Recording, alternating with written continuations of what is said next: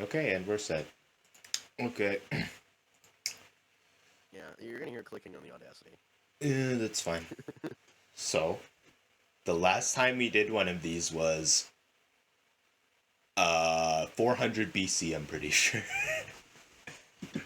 I literally don't remember the last time we did one of these. I think it's funny if I just straight up don't check and just assume it's Like, been literally forever. I think it was like November Maybe? last year. Probably. I have no idea. Not much has changed. No, not at all. No, I think Mario is our doing friend W something. Mario is in the VC muted. Playing 2004 arcade shooters. But anyway, Is he playing Natural Selection too? Oh God, he is.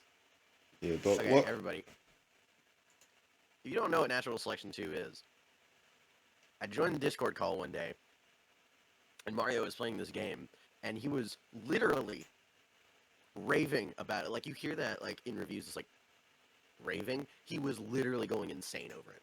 It was just like, dude, this is the best first-person shooter I've ever played. And it's literally the multiplayer of Doom 2016 if it was made in the Unity engine. I don't even know if it's in Nasty. the Unity engine, but it feels like it is. Mm. Yeah. But as you can see from the title of today's video, or whenever this comes out, I don't know, in 4 weeks when it comes out, when Neil decides to edit it, um, it's titled Rogue One Syndrome And and something else because we haven't this talked came about up it. What? because of a discussion how there are movies that are really good, but they reach a certain threshold where they're really good, but that also makes them instantly forgettable for whatever reason. And in a prime example of this as well, Rogue One, the Star Wars prequel movie, the Star Wars almost prequel sequel kind of movie. It, and the funniest part about it is, as Yellow said, it's a good movie. It's a great movie. Even it has one of the best Darth Vader scenes ever. Period.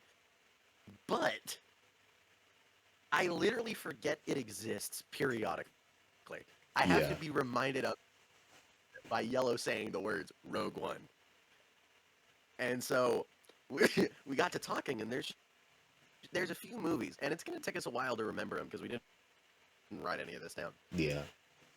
that have this thing called Rogue One syndrome, where they're very good, but they are like, they're literally Not like the silence in memorable. Doctor Who. They're like the Yeah. silence in Doctor Who. When you look away from them, they just don't exist in your mind. You instantly, you have to like put tally marks on your skin every time that you watch these movies to make sure that they still exist.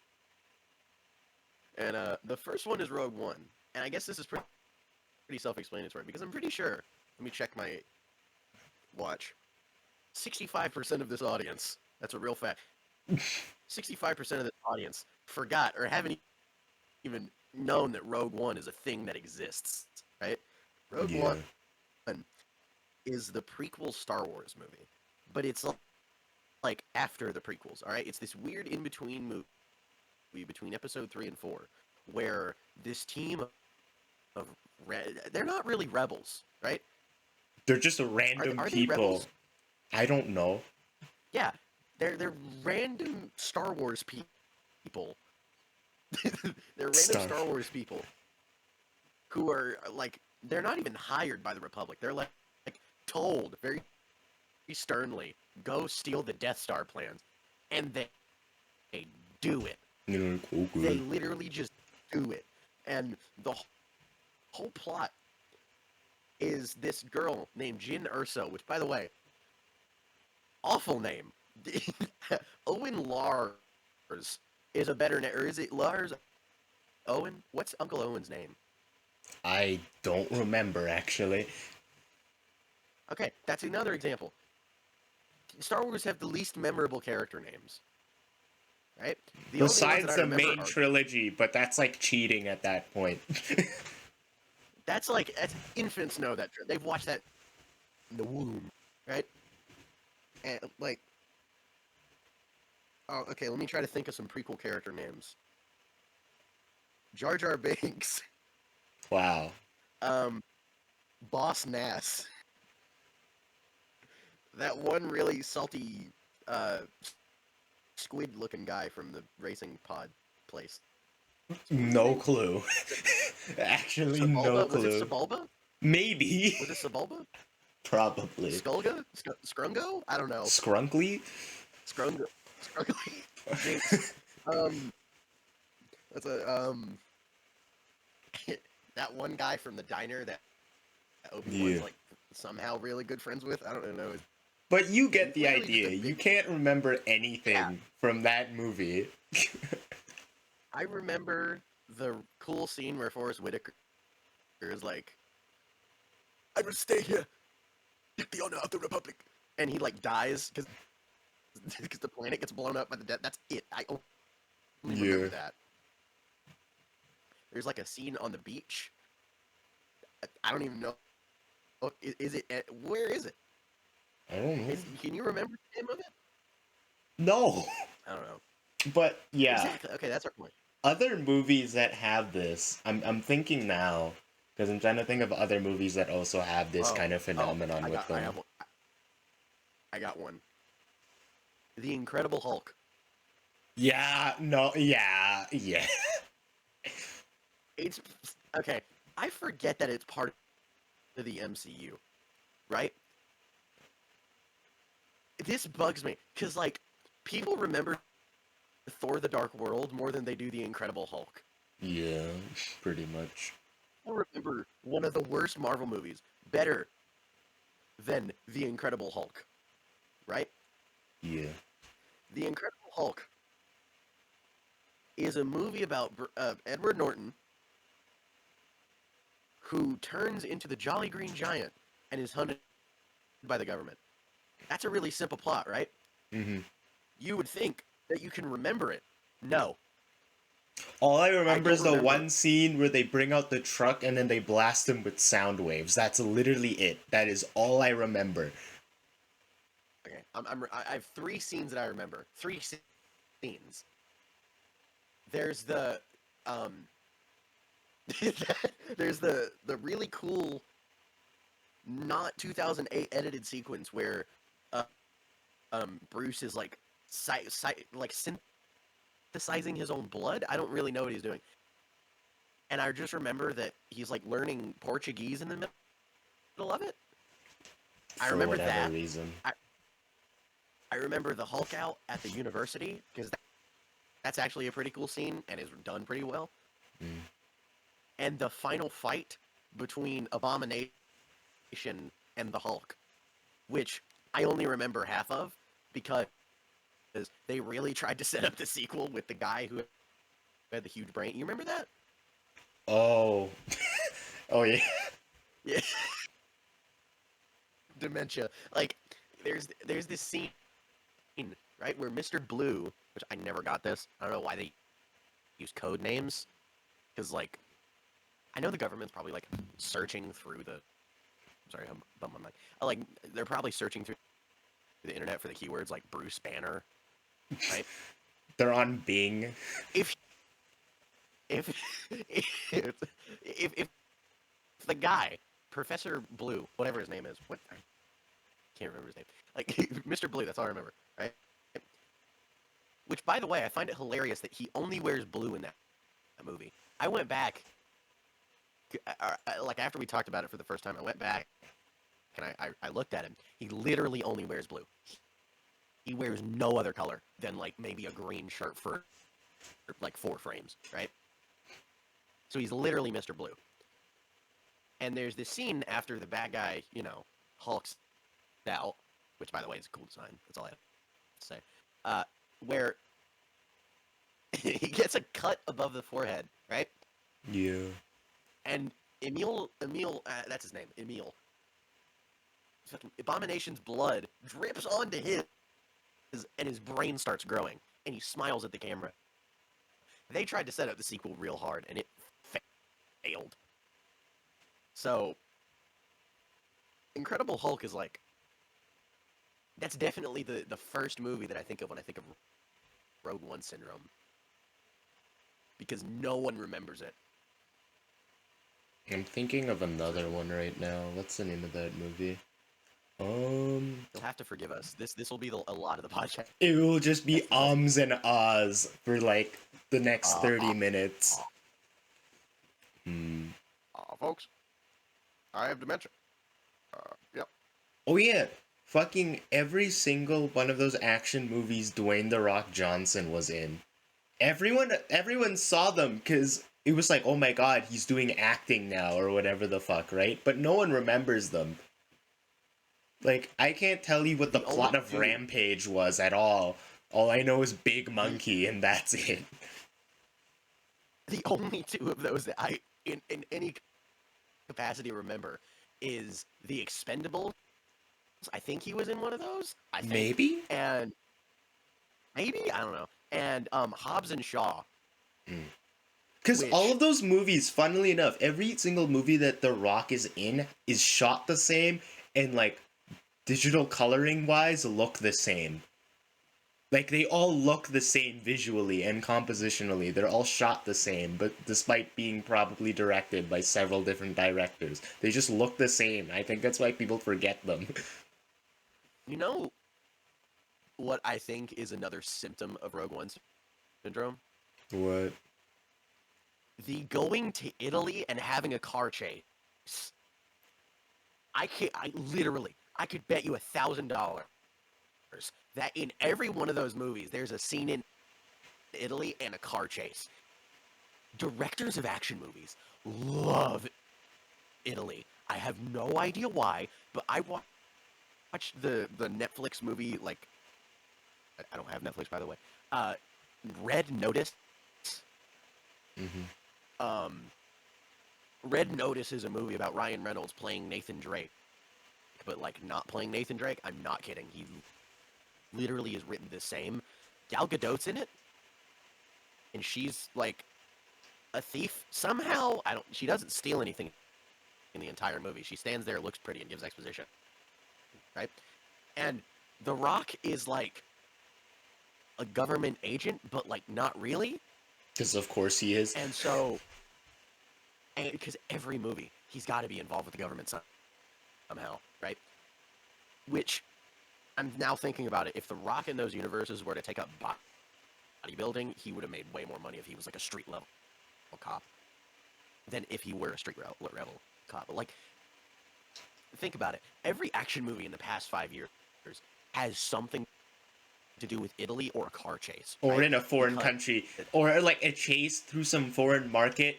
Like the CIA is chasing some random dude to a foreign market. They go through some weird ass like carpet bazaar, and then like some guy, the main guy knocks over a cart of apples, and then some old guy like throws his hands up and says some swear in a foreign language, and then the main guy goes, sorry, sorry, and then he just keeps running. Like every one of those scenes or happens at least once. it's it's literally the cabbage guy from Avatar: The Last Airbender. Where it's like my cabbage Yeah. dish, but it's in real life, right? And the only movie that can get away with this is Mission Impossible. Okay, I don't know if you've sat down and watched all the Mission Impossible movies. I have. I adore them, and it's not for the reasons that you're thinking of. It's because in every movie, they do the same thing, but it somehow is more interesting than the last time. I don't know what it is. Whether it's like the dialogue or Tom Cruise, I don't know what it is. But the Mission Impossible movies do not have Rogue One syndrome because I can tell you exactly the plot of each of those movies, and I remember it to the T. Not because I recently watched them; it might be a factor, but like I remember them because they were good movies. Mission Impossible is the only blockbuster that I genuinely It's can probably remember because and it's tell one you of those movies that you don't really need to pay too hard attention to like understand what the fuck's going on and remember shit. Because like the exposition's really, really simple. and the best part is I can remember the bad guy's name because it's the same bad guy for like 3 movies. It's his name's Solomon, right? I don't remember his last name, but his first name's Solomon, and that's all he's referred to as. His last name comes up like 4 times, right? His first name's Solomon. All he wants is to plunge the world into nuclear winter out of hopes that peace will. His whole theory is that like the greater the nuclear devastation, the longer and more like deep the peace between it will be, right? So his whole idea is to plunge the world into nuclear fallout so that the peace talk that or the peacetime that we'll have in between the next one will be like 900 years or something like that. We'll Right? have peacetime because everyone's dead. That's exactly his point. It's like everyone's dead. There's like 5 people left on the planet, and like he thinks it's gonna be just peace, right? So like, and obviously the IMF want to stop him, right? But Obviously. the thing that pisses me off about the IMF in these movies is that they literally disband at the beginning of every movie and somehow manage to come back together at the end. Right? The abusive And relationship. Literally. okay, that's a great. It's exactly like that because like literally in Mission Impossible 4, the IMF goes under something called Ghost Protocol, where since like the agents are like fucking exposed or something, they've disbanded the IMF and have left Ethan to do his own thing, right? And it works, right? And like Ethan does exactly what he's all right. The reason why Mission Impossible 4 is memorable, right, is because Brad Bird directed it, right? Do you know who Brad Bird is, Yellow? No, all I know is he's a director. That's kind of it. That's where my knowledge is He's ended. and that's it. He's the guy who did The Incredibles, Oh yeah. right?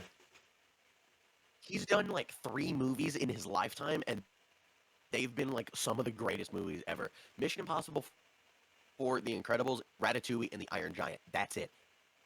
That's his whole filmography. And like when he got the reins to Mission Impossible 4, everyone was like, Brad Bird? What the fuck? What the fuck? Like, but he got behind the camera and made a really good Mission Impossible movie. And it's the most memorable, right? At Mhm. the end of that movie, the IMF are comprised of like 3 or 4 people, right? It's like Ethan, Simon Pegg's character, Benji, I think his name is, Marcellus Wallace from I'm not kidding. Marcellus Wallace plays the black guy in these movies. The guy from Pulp Fiction, right? Yeah. And you'd think he'd be the muscle because he's like 7 feet tall, right? No, he's the hacker. I can't make this up. Vig Rhames, I think that's his name. He's like the stereotypical muscle guy, but he wears a fedora and wears like denim jackets and is the hacker guy, right? He would only look cool in a movie if this person existed in real life. Jesus Christ. Dude, there is no stereotypical like girl with the dragon tattoo like hacker. It's literally just Vig Rhames with like a Surface Pro 3. But here's the thing. This is why we remember those movies because like they're simple, but they still have a bit of complexity. I feel like most of the movies that have Rogue One syndrome are usually part of a franchise where you actually need to pay attention to understand and enjoy the movie. I think that's where it is. Usually, but The fantastic thing about the Mission Impossible movies, and I'm sorry if I interrupted you, but like yeah, the fantastic thing is at the beginning of the movies when they do the like the theme song, the dun dun dun dun dun dun, right? That they recap all the movies before and catch you right up to speed so that you can watch the next one.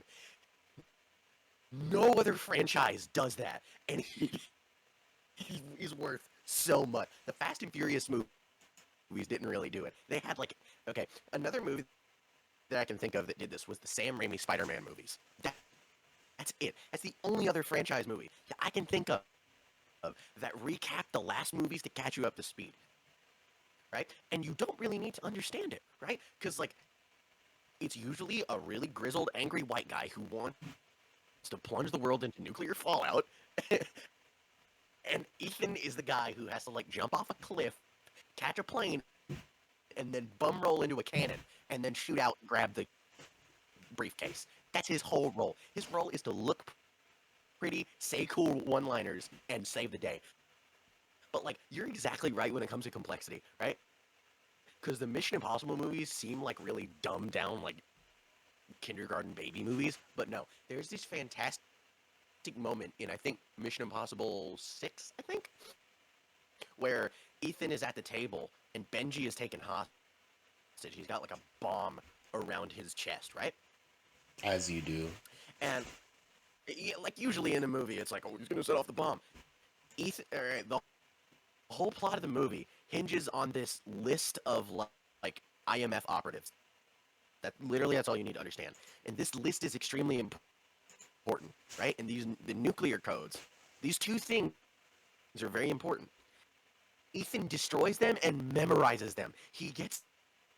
I'm not kidding. He gets like this deck of flashcards, writes them down, memorizes them, goes up to the thing.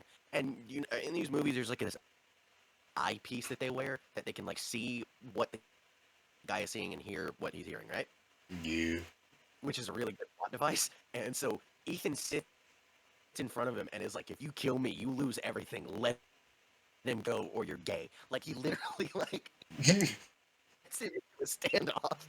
And Solomon agrees. And the best part is that Tom Cruise is acting what little ass tissue he has left off. He is putting everything into this one monologue, and it works really well. And so, the one franchise that you would think that has Rogue One syndrome doesn't, and that's Mission Impossible. I will die on this hill. But that's like another I'm thing. done. I was about to say, the other movie that has Rogue One syndrome is also just the Transformers movies. Because those, I don't even know. It was just like CG, like porn. That was essentially what it was like. This was like when CG was getting good. I remember, like, by the way, if you can hear my mom vacuuming. No, I cannot. Don't worry about that. Okay, great. So the only thing about the Transformers movies that I can remember is when Megatron was in them. Oh, That's yeah. it, because Megatron's a good character, and like they didn't recast him, right? They got the same guy, right?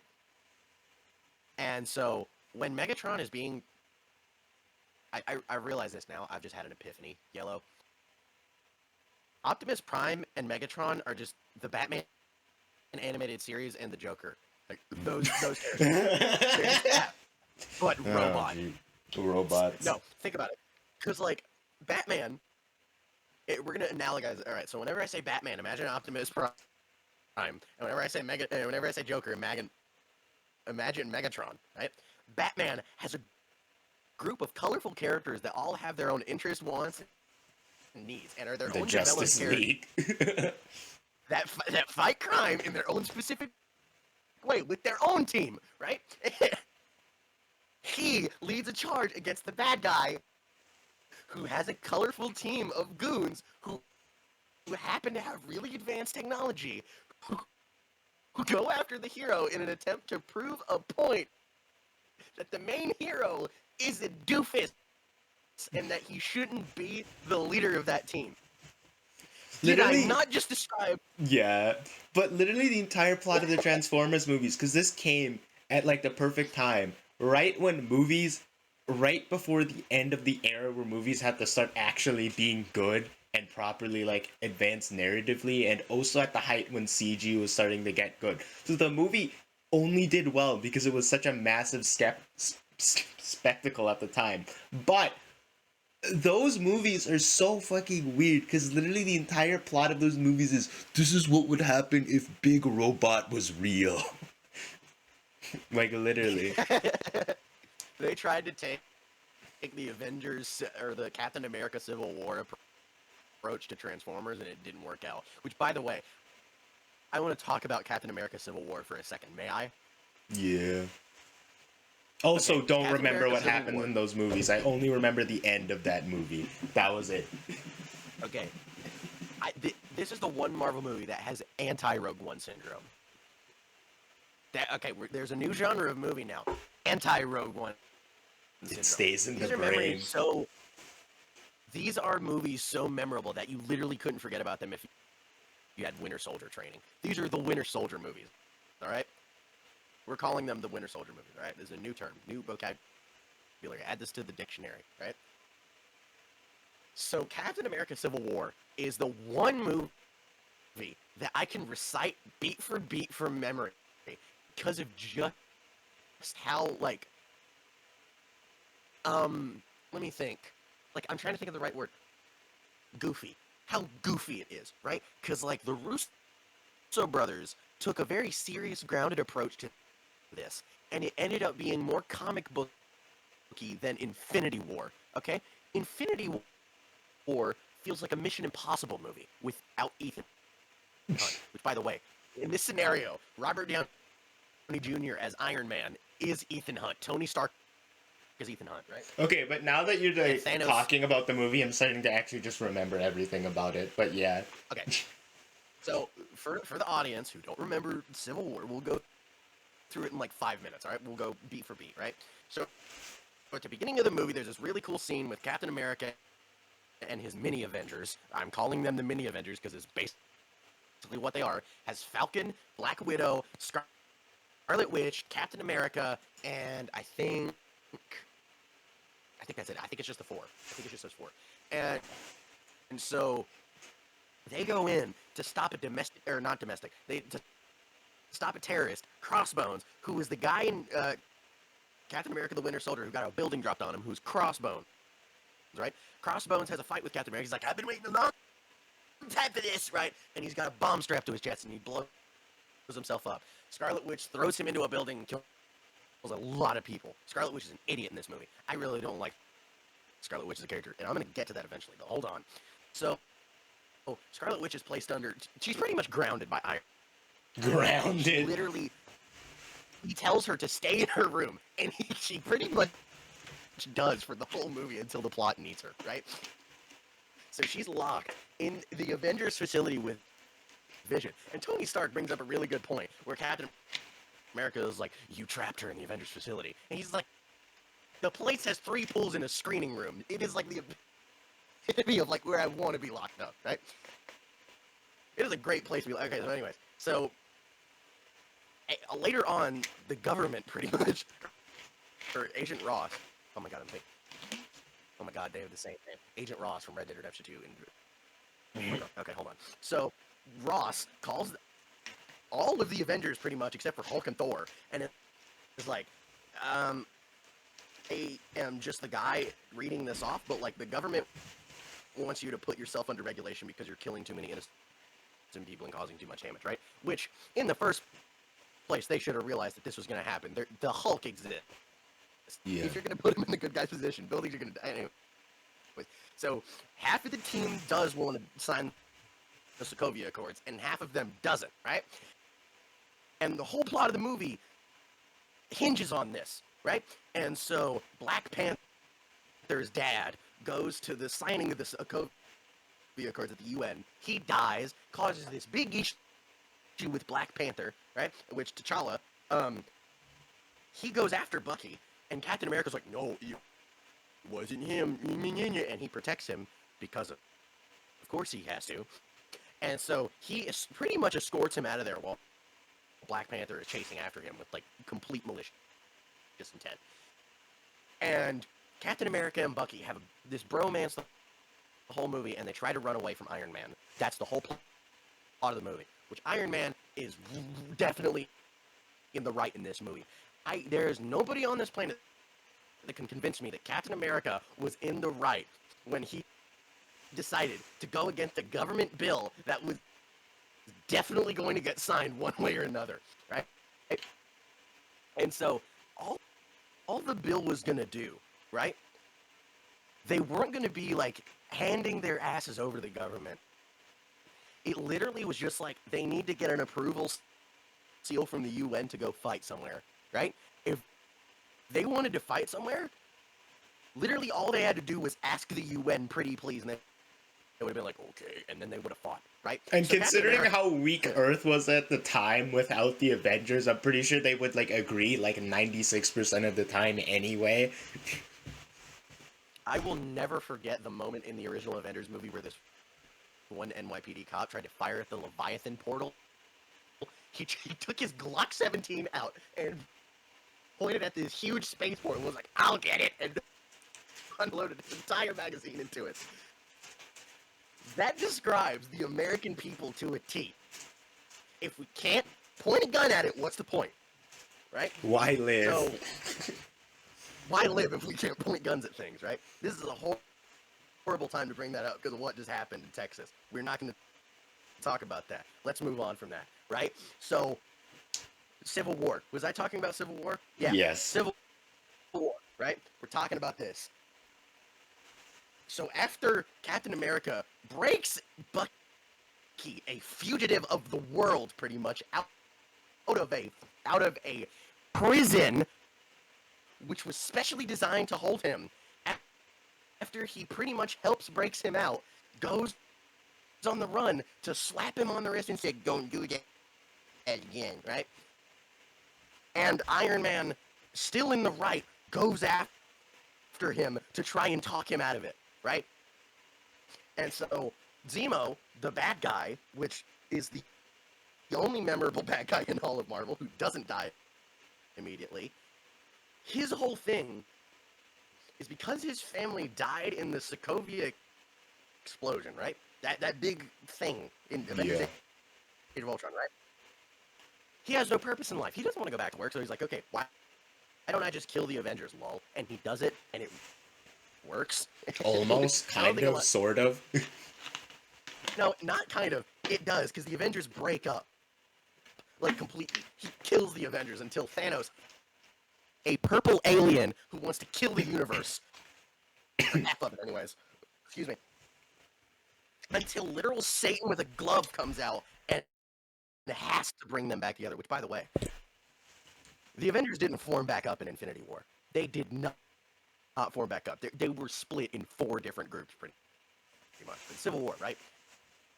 That movie, I remember all of it because of how goofy it is, right? It makes sense, right? The plot makes sense. And now I'm trying to think of movies that have anti-Rogue One syndrome. Since I've gone on my rant, I want you to go on your rant, Yellow. Okay? What's a movie that has anti-Rogue One syndrome? Or this is like a really basic answer to this, but I feel like this is mostly true. I'm pretty sure Toy Story is drilled into brains of like every person who is Gen Z and above. To be fair, no. I had that movie on VHS. I know exactly what you mean. Right?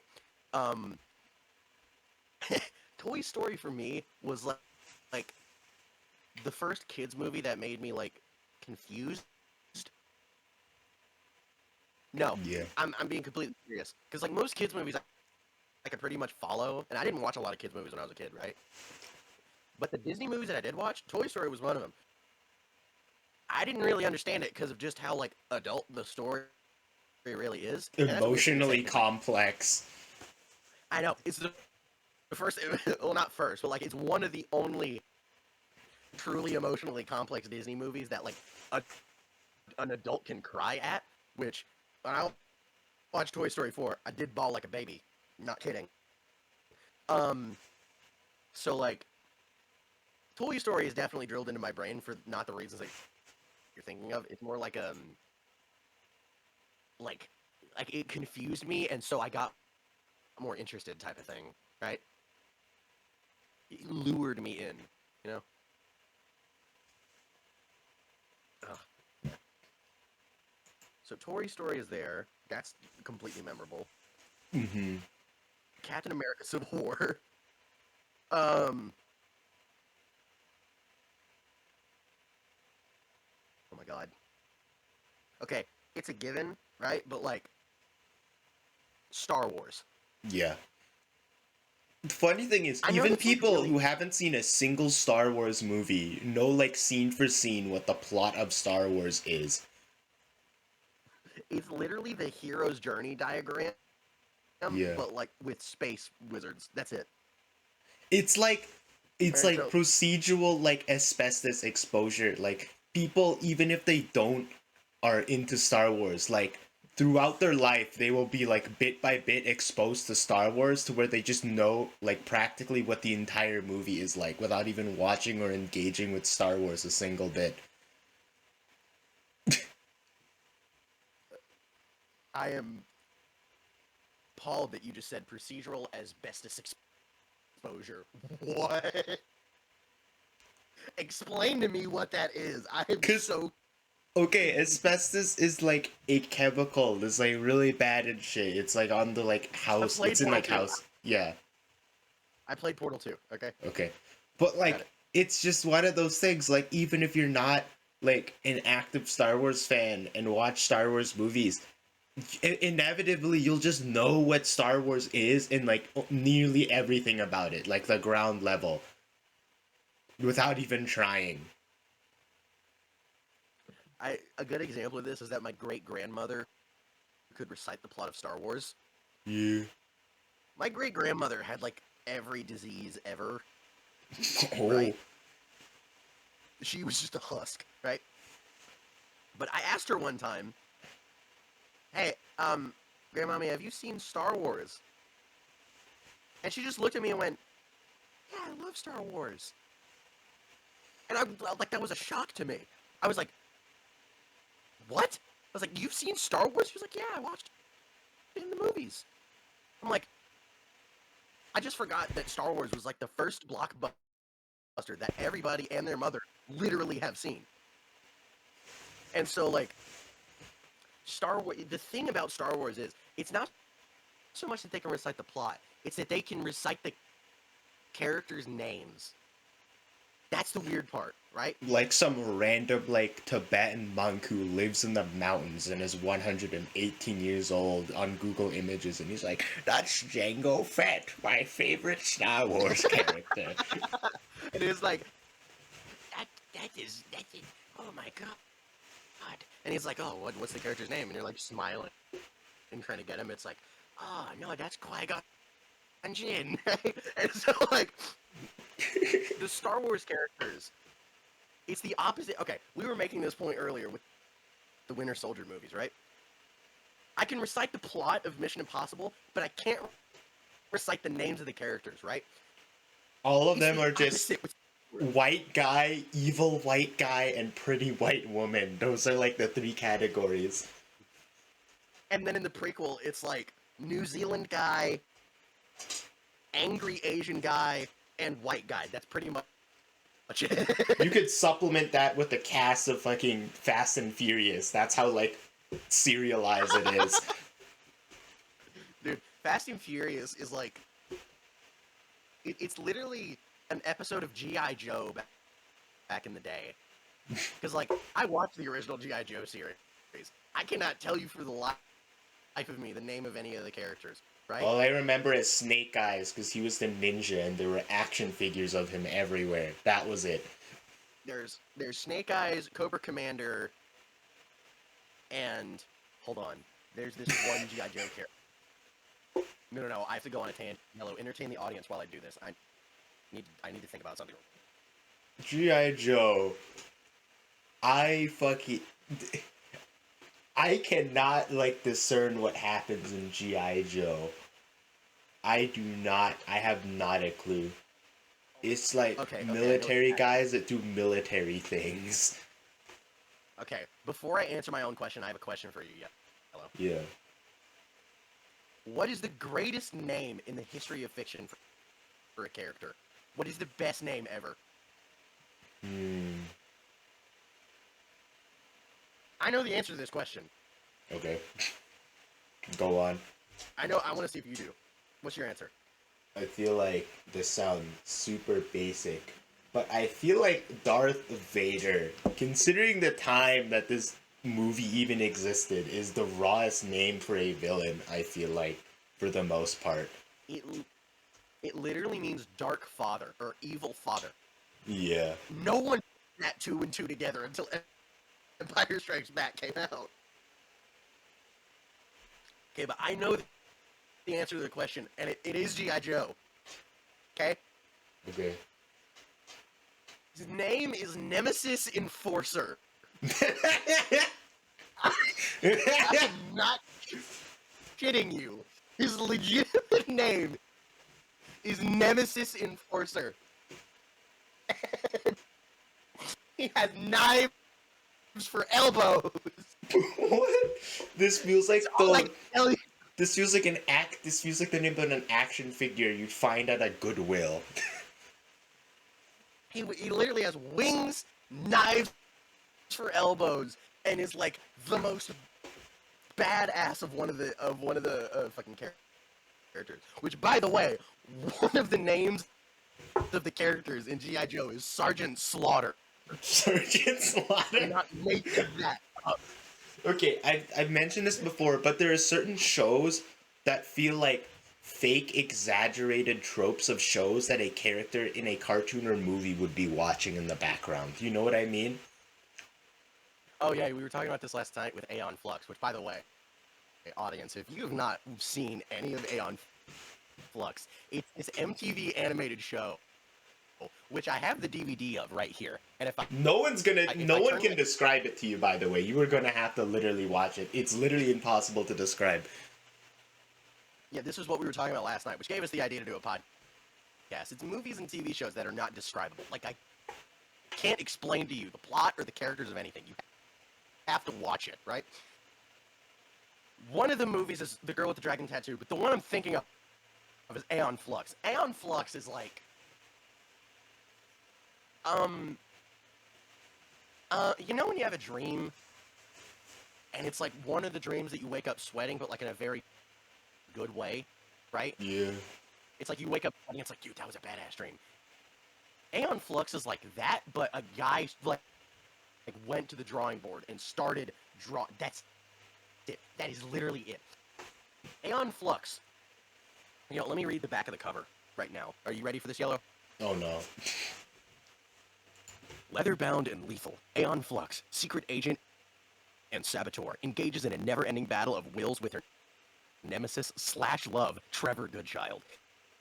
And what she may lack in morals and warmth, she more than makes up with the cat-like reflexes and ammunition. This director's cut of the groundbreaking MTV series in a mind-blowing combination of killer comic book style animation, complex plots and themes of which there are none, and action-driven narrative, which there is not a narrative whatsoever. It just does not sound real.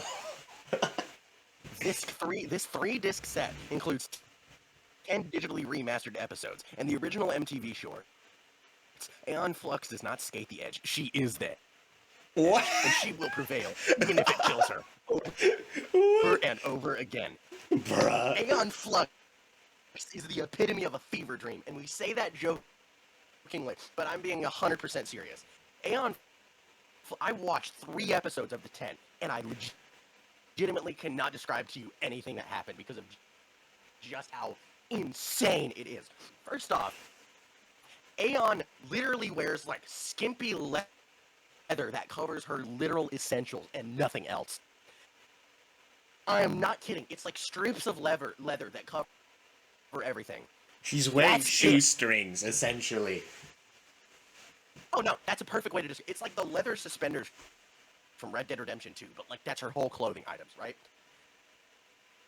She has guns, which she sometimes uses, and sometimes just holds the guns. They look like water Like she just holds- guns, painted silver. They look like what Nerf would release as a water gun. That's exactly what they are, right? Aeon Flux, which I hope those of you who are listening are looking up, right? Look up Aeon Flux, mute the audio, and just watch it from beginning to end, right? You don't need the audio because the plot is not understandable even with it. You need a 35-year-old white guy with like a neck beard to sit beside you and explain to you exactly what's going on. And even he doesn't know what's happening. Aeon Flux is like, okay, let me give you a perfect example. The reason I know about this is that my grandfather, he's watched a lot of movies and TV shows in his lifetime, right? Like he's absorbed a lot of information, right? And one night he came home at about 2 a.m., cracked a root beer, sat down in his recliner, and turned on MTV to see what was happening. And the middle of Aeon Flux just popped up, and he watched the whole thing from beginning to end. And he was like bragging about it one day. He was like, dude, Aeon Flux is the shit. I love it so much, right? And so he was like, the disc set is only like $12 on Amazon. Steel bought it. It shipped. We watched it together.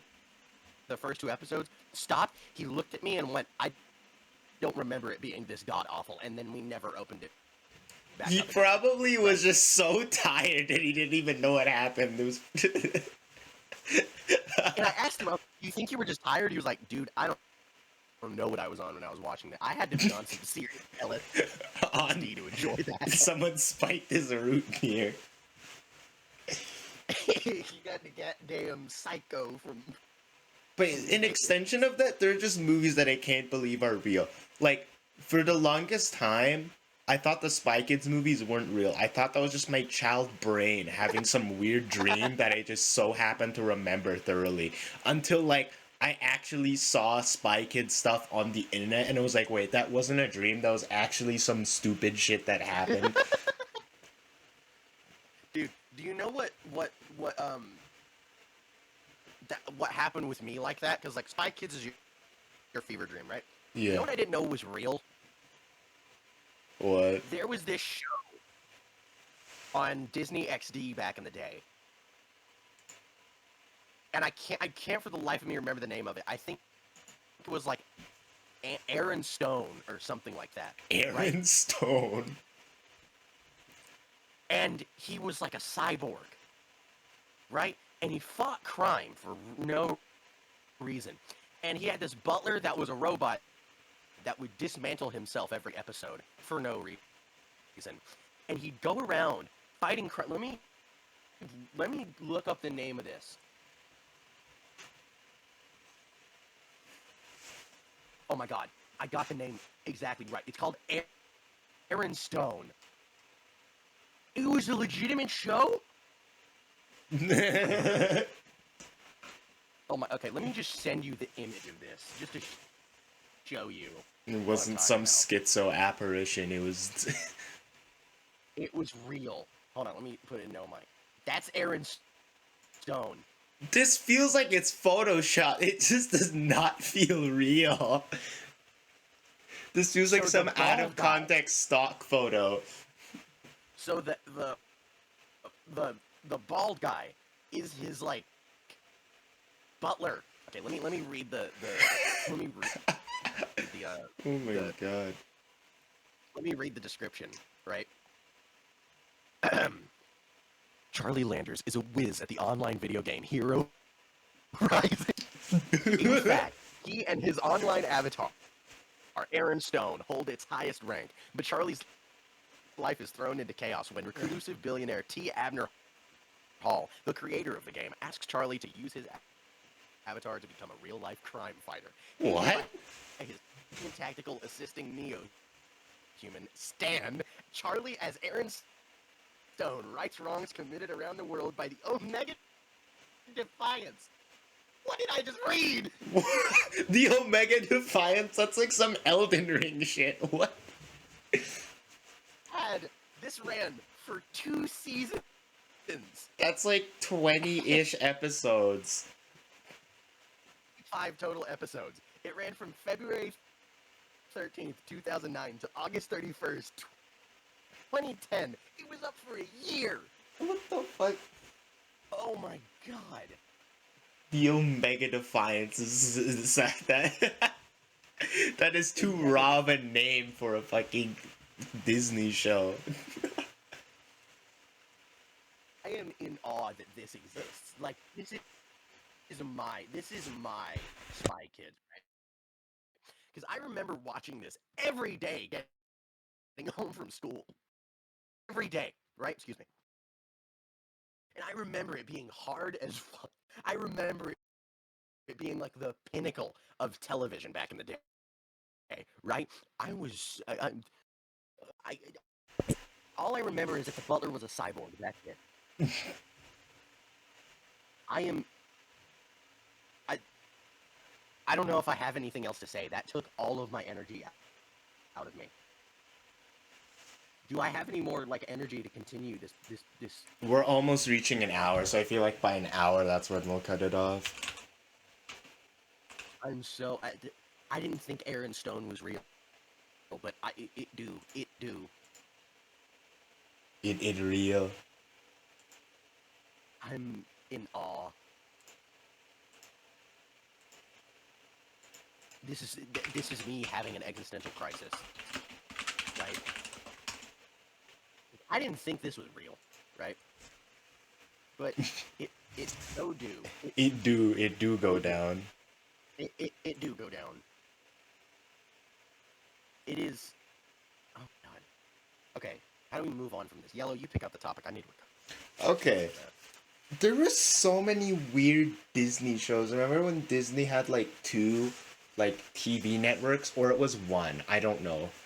Like they had Disney XD and then something else. I think it was literally just called Disney. Or it started out as Disney and then became Disney XD. I could probably look this thing up, but I couldn't be bothered. But I know Disney was running TV shows at the time, right? A lot of these sitcoms are so weird because they're like at during the beginning of like the proper internet age when most people actually had a phone. So I'm like now thinking. I'm now thinking of one of them.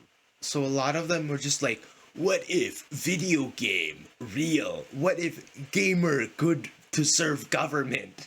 What if superhero had to use iPhone? Like weird fucking oh my god. I'm thinking of one of them. I'm thinking of like. Did you ever watch a show called You ever watch a show called? Let me think of it. It's this Nickelodeon show that had oh my god. Oh god, Nickelodeon, jeez. Shows. It was about ninjas. That's all I can tell you.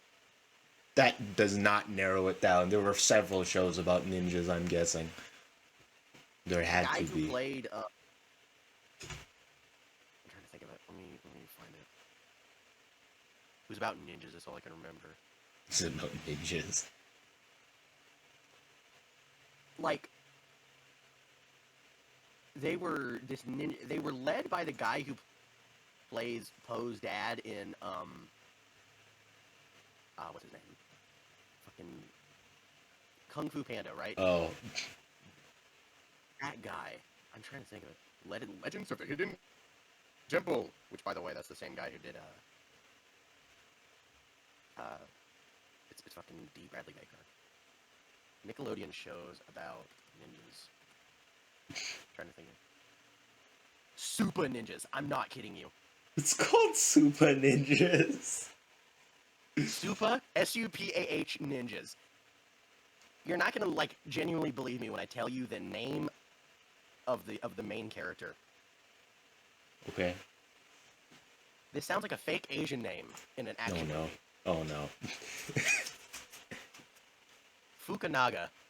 That is not real. That is not real. That's not a real name. No. That has got Okay, to be let's- racist in some way. It definitely. Yeah, okay, what's the description? Three high Alright. school students, Mike Fukunaga, Owen Reynolds, and Amanda McKay, help become ninjas with the help of Mike's grandpa. I am in awe. Alright, we're almost nearing an hour, so we need like one more thing to just wrap this up. Okay, this is the actual description. Mike Fukunaga is a normal high school student with a best friend Owen and a longtime crush Amanda. But when his grandfather dies, Mike is given a letter that turns his world upside down by revealing that he comes from a long line of ninjas. With that news, Mike is ushered into the world of crime fighting, along with Owen and Amanda, with whom he forms the Super Ninja team. Mike's grandfather, as a hologram, Owen calls hologramps, trains the trio, and acts as Holograms. What? this thing it ran for 2 years. 2 years. I am- Jesus Christ. This is a real thing. Good lord. That reminds me, You see the I trend? don't think you comprehend how many Power Rangers like series there are. I don't think you realize how many there were. Oh, I do. There's a Because I lot. watched most of them. All of them are weird. They just slightly change what the magical MacGuffin that makes them do stuff is, and then make it an entire show. And like, I can remember Power Rangers back in the day because I used to be the Power Rangers kid. Like that was me. I loved Power Rangers because it was the show that like, like back in the day, it was this weird like new thing, right? And so, like, the way they made the show, they took footage from a series called Super Sentai, right? Which is one letter off from being a weird alternate universe, right? Super Sentai was literally the plot of Power Rangers because it was first made in Japan. Took that, filmed American scenes, and then dubbed over the Japanese parts, and that's how they made Power Rangers. Also, like, And there is no plot in Power Rangers. Only like the Power Rangers comics, apparently, there is substance of a plot. All the Power Rangers shows are practically eye candy, as I remember them. One of them having a plot, and it was actually pretty decent, and it was the plot of Power Rangers Samurai, right? It's the only one. Is it the one with the big supercomputer dad thing? No. Power Rangers Samurai was like, so in the universe of Power Rangers, right? Apparently, everybody is from New Zealand, but they're faking an American accent. That's a thing, apparently. Oh. And everybody has a family member that was apparently a Power Ranger. Because the Red Ranger, as I remember it, his name's like Jaden or something, right? Which is a horrible name for a main character. His name's Jaden, right? And he comes from a long line of Power Rangers dating back to ancient Japan, which he is not Japanese in Any capacity. Somehow white people existed back in ancient Japan, and he's really... Okay, I don't know if it was into marriage. So, anyway, I digress. His dad figure, who is the guy that took care of his dad, basically is like training him to become a Power Ranger. And there's this evil devil character who literally looks like Satan. I'm not... He's dressed in like plastic rubber Satan armor. Plastic rubber Satan. It's like, okay, okay, Power Rangers Samurai bad guy. Oh no. Because Master Xandred.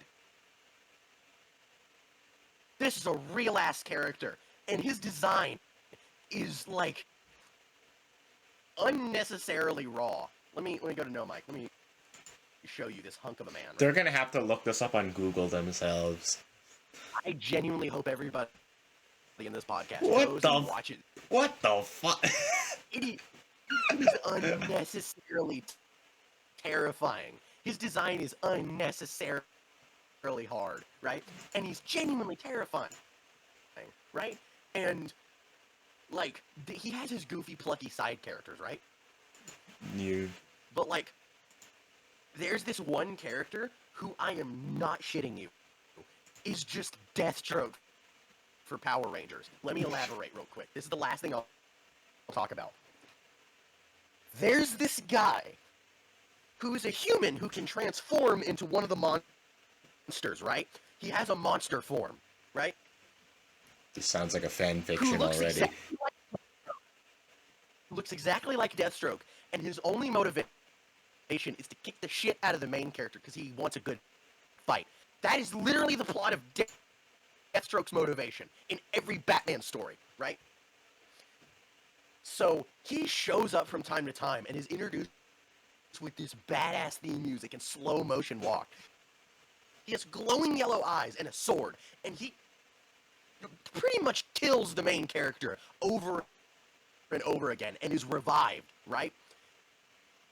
And the final fight between him and the Red Ranger it's the whole episode. I'm not kidding you. It's like a 30-minute battle, and it intercuts with the different characters praying for him. Praying.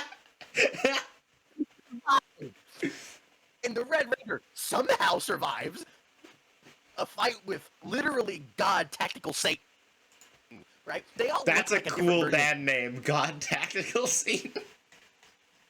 that is definitely an Evangelion character. Let me look this guy up. Okay. Oh my god. His name is Decker. That is the worst name possible. That is right? so close to being a slur. That is All right, so close. let me send this character's I design. feel like we should end on that, honestly. No.